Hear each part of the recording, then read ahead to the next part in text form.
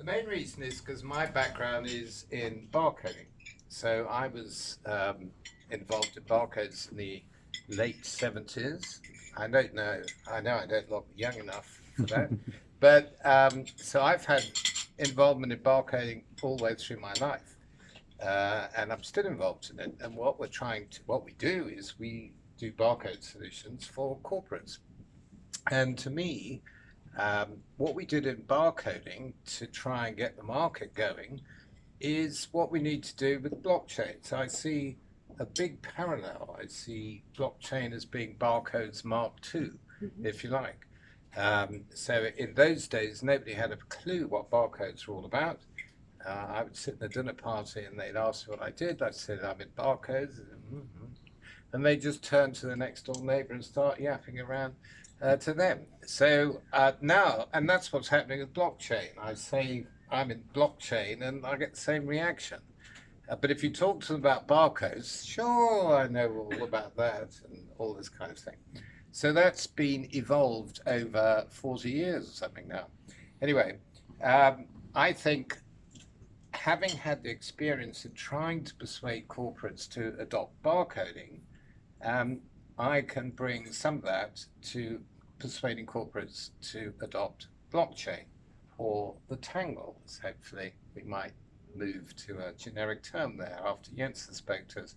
But whatever it is, I'm very excited about technology. I think it's absolutely brilliant. And of course, we mustn't let ourselves be blinded by the technology, because the more technology we talk about to corporates, the less interested they're going to be. So we have to talk to them about outcomes and what we can do for them.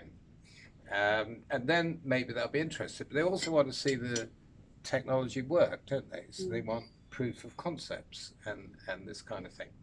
So in short, why am I doing this is because I really believe this technology is going to change the world, just like blockchain has changed the world. Barcodes. Well, I beg your pardon, barcodes has changed the world. Thank you.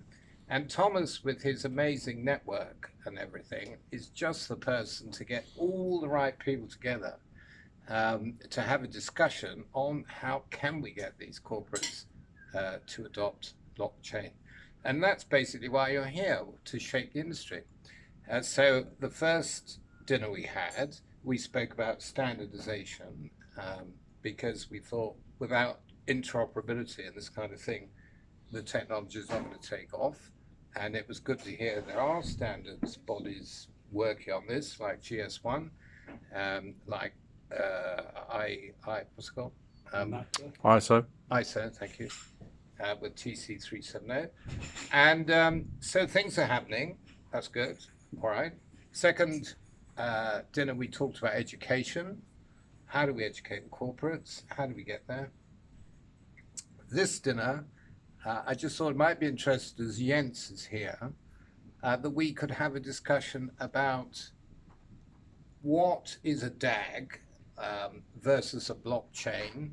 You know, it'd be a bit more technical, I suppose, but I think it's getting so confusing, certainly to me, and there is no interoperability, that you guys probably have a pretty good idea what the difference is and where we should be putting our bets. And I'm sure Jens would be interested to hear what your feeling is about the technology. That's 4 minutes, Brian.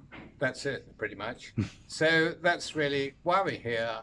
I hope we have a good discussion tonight, and thank you very much for coming. Well done.